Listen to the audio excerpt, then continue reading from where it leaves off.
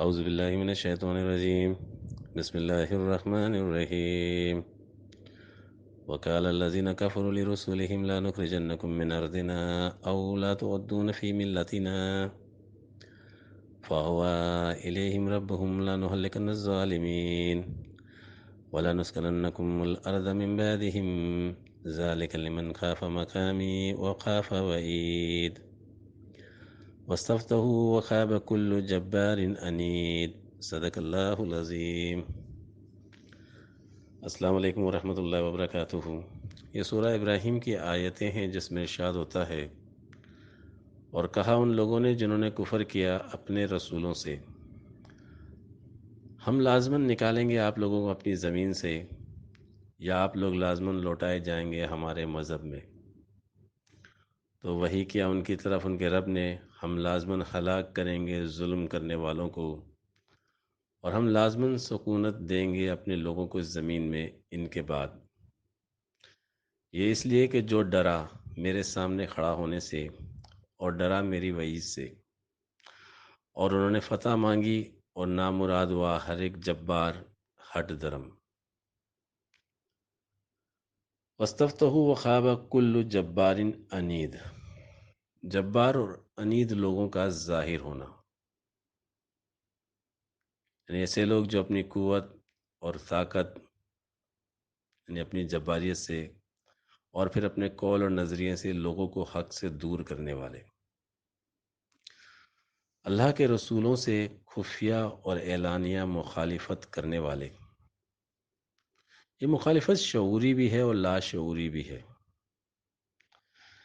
ان آیتوں میں تمام رسولوں کا ذکر ہے، جمع کا صیغہ ہے، اور یہ ایک مسلمہ حقیقت ہے کہ سوائے مسلمانوں کے کوئی اور قوم تمام رسولوں پر ایمان نہیں لاتی۔ یعنی یہ مراد ہے کہ جب جابر اور عنید لوگوں کا، یعنی ضدی لوگوں کا اسلام کے مقابل کھڑا ہو جانا اور اسلام کو دنیا سے مٹانے کی جستجو کرنا، یہ ایام قیامت ہیں مسلمانوں کے لیے۔ قرآن کریم نے اس کو ایام اللہ بھی کہا۔ وہ روب مسلم، نام مسلم، جس سے اقوام عالم کی روح کانپتی تھی، وہ دن اب نہیں رہے۔ وہ یہودی جن کے لیے فرمایا گیا کہ قیامت تک ان کو زمین میں حکومت نہیں ملے گی، آج ان یہودیوں نے مسلمانوں کے قبلہ اول پر قبضہ کر کے لاکھوں اربوں کو اس زمین سے نکال دیا۔ آخر یہ واقعات جن کا وقوع دور از قیاس تھا، اپنے اندر کیا حقیقت رکھتے ہیں؟ حقیقت میں یہی ایام اللہ کی دلیل ہے۔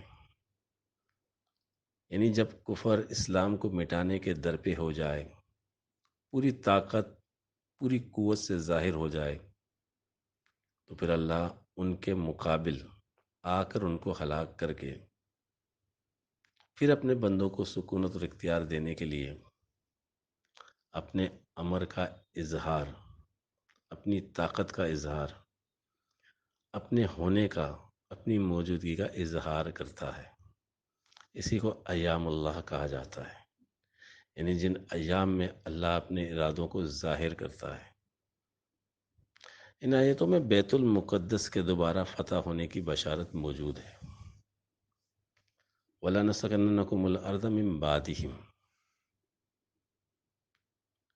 اللہ نے سورہ فاتحہ میں مسلمانوں کو یہ دعا سکھائی ہے، اهْدِنَا الصِّرَاطَ الْمُسْتَقِيمَ صِرَاطَ الَّذِينَ أَنْعَمْتَ عَلَيْهِمْ۔ یعنی تمام انبیاء پر جو نعمت کی گئی، وہ ایک مسلمانوں کو سکھائی گئی کہ وہ اللہ سے طلب کریں، یعنی تمام انبیاء کی جملہ نعمتوں کو طلب کیا جائے۔ اللہ تعالیٰ نے اپنے فضل سے مقام مسلم کو وہ دیا جو کسی قوم کو نہیں دیا۔ ہر نبی اللہ کی صفت کا مظہر تھا، اور نبی کریم صلی اللہ علیہ وسلم اللہ کی ذات کے مظہر ہیں۔ ذات تمام صفات کی حامل ہوتی ہے، اس لیے نبی کریم صلی اللہ علیہ وسلم پر ایمان لانے کے سبب مسلمانوں کو تمام انبیاء کی نعمت مل چکی، اس لیے ایک مسلم شہداء علی الناس کا مقام رکھتا ہے، یعنی بیک وقت تمام انبیاء کی قوموں پر وہ شہید ہے، جبکہ نبی، ہر نبی صرف اپنی قوم پر شہید تھا۔ یہی بات ہے کہ مقام مسلمی جامعیت کا مقام ہے، یعنی مسلم اپنے اندر جامعیت رکھتا ہے۔ جامعیت جمع ہوتی ہے جب تمام انبیاء کی نبوت تو ایک مرد مسلمان کا مقام بنتا ہے اور وہ کل سلام کے حقدار ہوتے ہیں۔ یہی وجہ ہے کہ ایک مسلم دوسرے مسلم سے ملتا ہے تو السلام علیکم کہتا ہے۔ السلام علیکم بھی جمع کا صیغہ ہے، یعنی وہ کل انبیاء پر جو سلام ہے اس کا حقدار ہے۔ اس لیے اب اللہ کی طاقت، قوت اور اس کی حاکمیت کا اظہار مسلمانوں سے ہی ہونا ہے۔ یہ زمانہ فتنہ دجال کا زمانہ ہے۔ یہ فتنہ دجال کا زمانہ مومنین کے لیے بہت کام کا ہے، کیونکہ اس زمانے کے بعد اللہ کی بادشاہت، اللہ کی خلافت قائم ہونے کا یقینی وعدہ ہے۔ اس غیر یقینی حالات میں جو اللہ کے مقابل کھڑا ہونے سے اور اس کی وعید سے ڈرے، ان کے لیے فتح اور عروج کا وعدہ ہے۔ اور دنیا میں جس قدر ادیان اب بھی فرسودہ حالت میں ہیں، وہ سب مغلوب ہونے کے لیے ہیں۔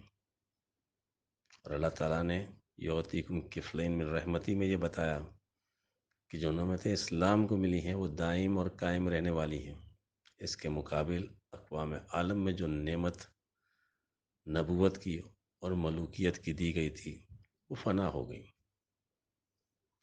دیگر گو ہے جہاں تاروں کی گردش تیز ہے ساقی، دل ہر ذرہ میں گوغائے رستخیز ہے ساقی، متاع دین و دانش لٹ گئی اللہ والوں کی، یہ کس کافر ادا کا غمزہ خوریز ہے ساقی، وہی دیرانہ بیماری، وہی نامحکمی دل کی، علاج اس کا وہی آب نشاط انگیز ہے ساقی، حرم کے دل میں سوز آرزو پیدا نہیں ہوتا کہ پیدائی تیری اب تک حجاب آمیز ہے ساقی، نہ اٹھا پھر کوئی رومی عجم کے لالا زاروں سے، وہی آب گل ایراں وہی تبریز ہے ساقی، نہیں ہے نا امید اقبال اپنی کشت ویراں سے، ذرا نم ہو تو یہ مٹی بہت زرگیز ہے ساقی۔